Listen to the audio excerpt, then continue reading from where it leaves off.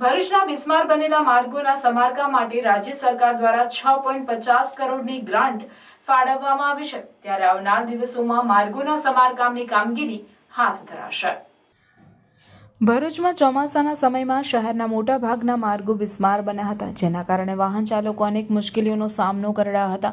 ત્યારે આ અંગે ભરૂચના ધારાસભ્ય રમેશભાઈ મિસ્ત્રી અને નગર સેવા સદન દ્વારા રાજ્ય સરકારમાં રજૂઆત કરવામાં આવતા રાજ્ય સરકાર દ્વારા 6.50 કરોડની ગ્રાન્ટ ફાળવવામાં આવી છે, જેમાં ભરૂચના 5 બત્તીથી પટેલ વેલફેર હોસ્પિટલ સુધીનો માર્ગ તેમજ રેલવે ગોદીના માર્ગનું પ્રથમ તબક્કામાં નવીનીકરણ કરવામાં આવશે અને આ માટે આવનાર દિવસોમાં ટેન્ડરિંગની પ્રક્રિયા હાથ ધરાશે।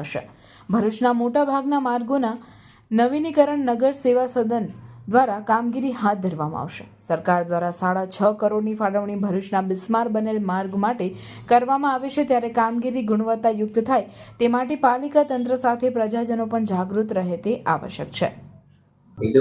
નમસ્કાર। ભરૂચમાં વરસાદના કારણે રસ્તાઓ તૂટ્યા હતા। શ્રવણ ચોકડીનું નવા બ્રિજનું નવીનીકરણ ચાલુ હતું। એ દરમિયાન સુરત જનારા વાહનો ભરૂચ શહેરમાંથી પસાર થતા હતા અને ટ્રાફિકની સમસ્યાઓ હતી। તો એ ટ્રાફિકની સમસ્યાઓ ધારાસભ્ય શ્રી પાસે વારંવાર આવતી હતી, નગરપાલિકા પાસે વારંવાર આવતી હતી। એ ધ્યાનમાં લઈને ધારાસભ્યશ્રી સાથે મીટિંગ કરીને અમે તાત્કાલિક ત્યાંના રહીશોને આવતા જતા લોકોને તકલીફ ના પડે એ માટે અમે બ્લોકનું કામ શરૂ કરવામાં આવ્યું હતું અને ત્યારબાદ ધારાસભ્યશ્રીના માર્ગદર્શન હેઠળ એ રોડનું પાટબત્તીથી બંબાખાનાથી વેલફેર હોસ્પિટલ સુધીનું રસ્તો અને રેલવે ગોડીના રસ્તાનું અમે સરકારશ્રીમાં દરખાસ્ત મોકલી હતી।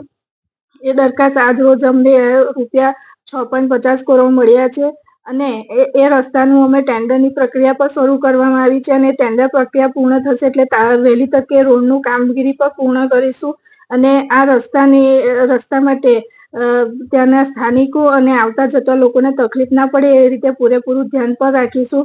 આમાં અમારા ભરૂચના ધારાસભ્યોની ખૂબ જ મહેનત હતી અને એમની મહેનત આજે ફળી છે।